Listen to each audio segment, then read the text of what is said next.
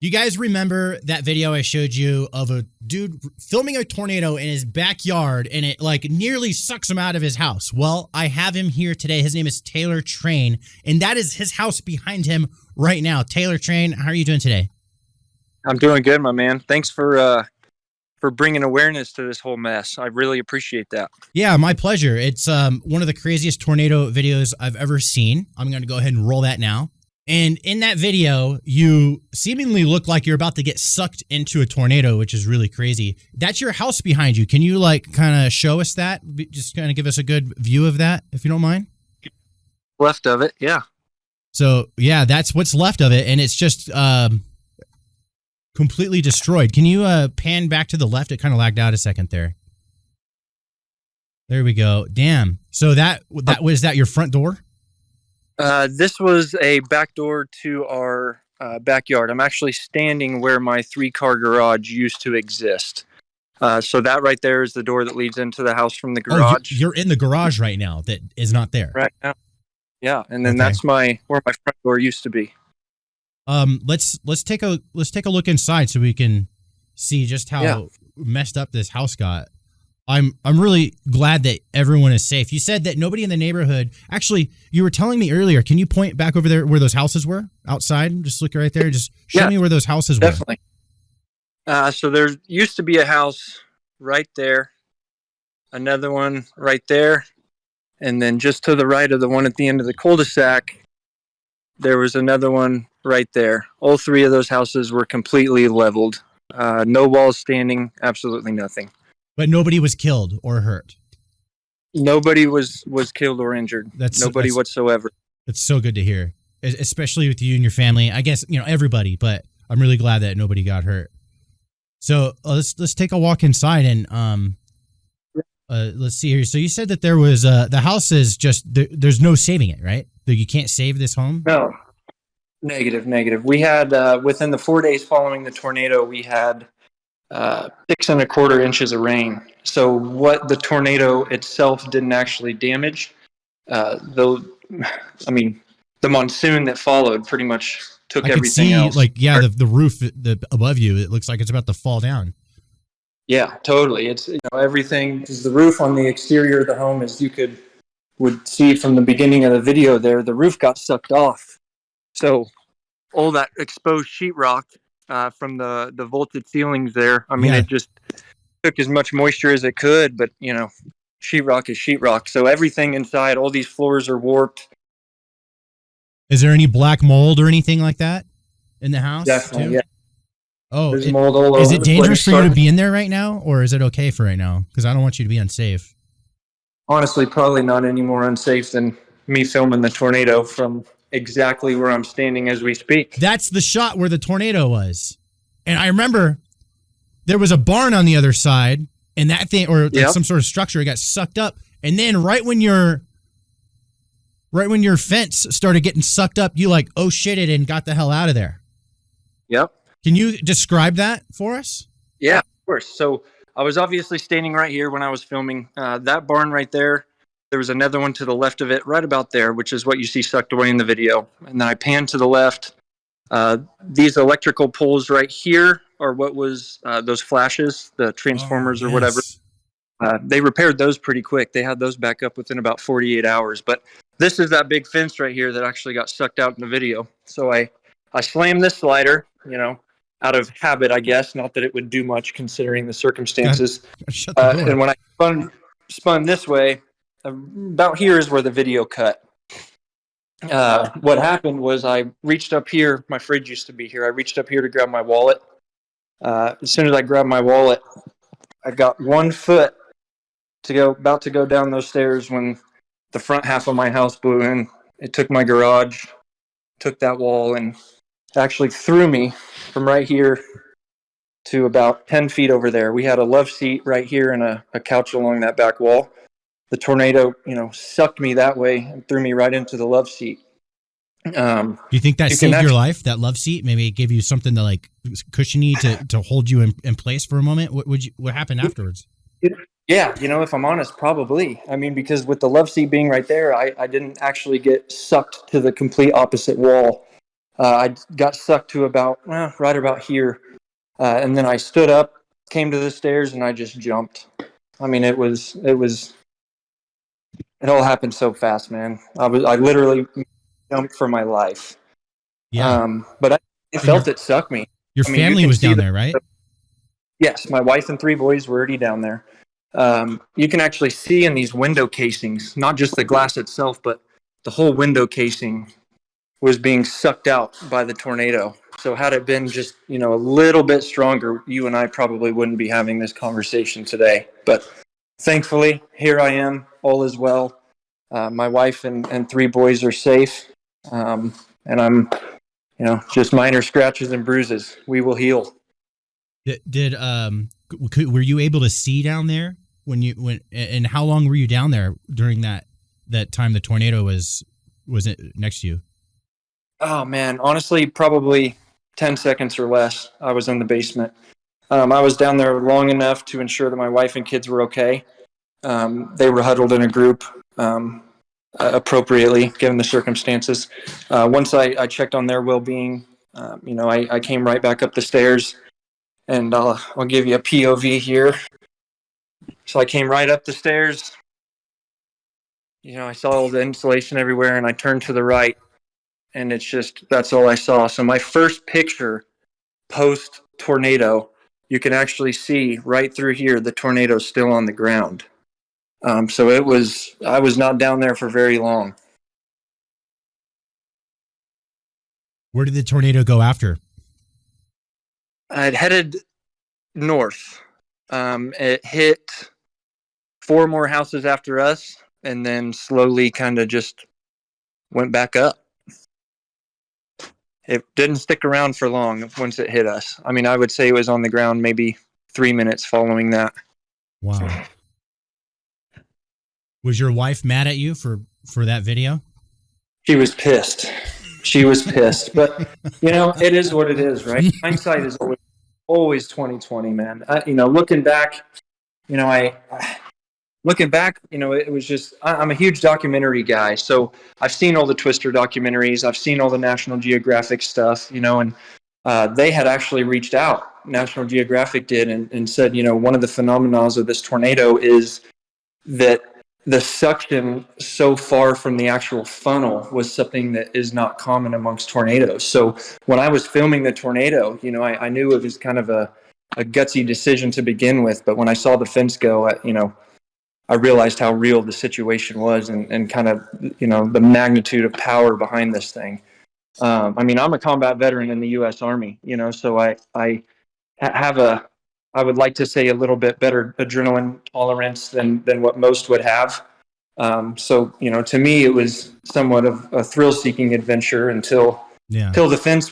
And that's when I realized, my life's at risk here. And, it was literally down to the second. I feel you there. I was in the Marines, went to Iraq and all that stuff. There you go. I would film a tornado. Yeah. 100%, dude. Like, no brainer. That is crazy that there's where the tornado was. Again, I'm really glad that everyone's okay. There's more to this story that I want to cover in this conversation before we break. And that is that a year ago, you saw somebody like in their car on the road or something. They needed assistance and you gave them CPR and saved their life. And that person is now has put together a GoFundMe to help rebuild your home, and it has about $15,000 raised so far. Yeah, roughly. You're correct. Okay, and that is a big part of this video. Sorry, just one more thing. Is that we want to bring awareness to this this GoFundMe so we can raise more money for Taylor Train here and his family to rebuild their house, and if possible, they could spread that love to more homes in the neighborhood that also got destroyed and people who lost their homes. So could you tell me the story about this guy whose life you saved? Yeah, of course. His name is Brian Rawson is his name. I was headed back from a doctor's appointment that I had. Any other day of the week, I would have been at work. We're a single family income. My wife's a stay-at-home mom, so it's very, very rare that I miss work. But I was coming back from a doctor's appointment that day, and was taking the path on the way home. Brian Rawson was riding his bike on the sidewalk, and just went down cold, and it just no movement, whatever, full speed. He was at the tail end of a 20-mile bike ride, but he had actually experienced sudden cardiac death. So I had seen him. I turned around my truck immediately, and I immediately started rendering aid, and I saved his life. I mean, he went about 24 minutes before he got a heartbeat back. And is that how long you were administering CPR? 24 minutes? I was not. No, I administered CPR for about 6 to 7 minutes. Then EMS showed up on scene. They hit him with the defib and stuff 3-4 times before they got a pulse back. But through CPR, I was able to not only save his life, but in addition to that, his cognitive abilities. He's back to his everyday grind. He's a college professor actually at one of our local universities, and he's back to teaching. So it's just a miracle that I was there. Right place, right time, right. Not everyone knows that. Yeah, exactly. We learned that in like boot camp. Yeah, you're right. Yeah. And pre-deployment training and all that stuff. Had I not gone through all of that, useless training, right? You just want to go over there and get it done, but you learn a little something and it sticks with you. And, because of my experiences in the military, that's what allowed me to save Brian's life. And then, like you said, it's kind of a full circle experience. I obviously didn't pull over expecting anything in return, man. It's just the right thing to do, man. You see somebody in need. It's the right thing to do. You got to help your neighbors. It only took 20 minutes out of my day, and it had a huge impact on his life. And now he's helping me, man. Who would have thought? Who would have thought that my whole world would have been turned upside down? In an instant. It's it's full circle, man. It really is a full circle experience. I want to ask, where are you staying now? Like, how is your family doing? What is your current situation? I know you're still going to work every day. Yeah, I actually went back to work today for the first time. So I did take a 2-week vacation, so to speak. It was tough going back to work. But it's going to be good to get back to some sort of normalcy and some sort of schedule. And we actually got a duplex that we were able to get into. Huge blessing. It's 30 seconds away from our current property. So we're, in the process of getting everything kind of set up over there. We got my boys back into school, for their last week here, trying to bring some normalcy to their lives, because this experience was also very traumatic on them, which I think is actually the toughest part for me is, as a father, the impact it's had on my children. I mean, it's sad, man. It's sad, but we're trying to do our best to get our routine back, to get them in school. Summer's about to start. They got a couple of friends in their class just right across the street from our duplex. So, everything seems to be working out as best it can be. It's obviously going to be a super bumpy road. We actually just built this house a year and 3 months ago. We closed on it, so it was a brand new home. All the sacrifice it took to get to this point. It was just gone in an instant. But we'll get through it, man. We're staying positive, and it's just another chapter in the book of life. Was this your first home? It was.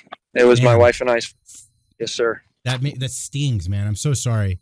I don't know what I can do, as with this video and this interview that we're doing, but hopefully we can get as many viewers. For sure. Have something to spare. I'm gonna throw in $100 to start everything off. Cool. Just something, and we'll see what we can raise for your GoFundMe, so we can rebuild you your second home. Would you? So you still own the land, or are you still paying for this home? How does this work? Yeah. So you do have to continue paying for your mortgage through the process. We're going to rebuild here. I mean, it's going to be a complete demo down to the foundation. The way of the world, everybody's, overworked and understaffed. So as far as projections, we're possibly looking at, anywhere from 18 to 24 months before we get our keys back. So, we're going to have to develop an entire new normal. I mean, it's not going to be a quick turnaround, and then we'll move back in and, almost as if things never happened. Well, everyone's okay. And you built it once, you could build it again. You're exactly right, man. You're exactly right. I appreciate the support. A lot of the video, obviously went viral, man. Just the links that I have were well over 120 million views, and who knows where else this thing's at. It's a crazy video, but special shout out to you, man. You were one of the only people, actually the only person to have authenticity behind it and cover the full story and not just go after it for viewership of your channel like everybody else did. You attached the GoFundMe. I reached out to you. You were awesome to deal with right from the beginning. You respected what my wishes were, whether they were to take it down or to leave it up. You were just great through the whole process. So huge shout out to you. No problem. All of your followers as well. So yeah, we keep it real here, man. That's the way we always do it. Yeah. So, appreciate that. All right. That's it, guys. That's the interview. Taylor Train, thank you very much for taking the time. This video should be up soon. And guys, GoFundMe is going to be linked down in the comments and in the description. If you've got something to spare, let's help out Taylor Train, this guy that got the craziest video. He's a vet. He's a savior of humans. He's a great father and husband, although he probably pisses his wife off just as much as I do mine sometimes. And a hard worker and just a good person overall, I could tell. And that's it. See you guys.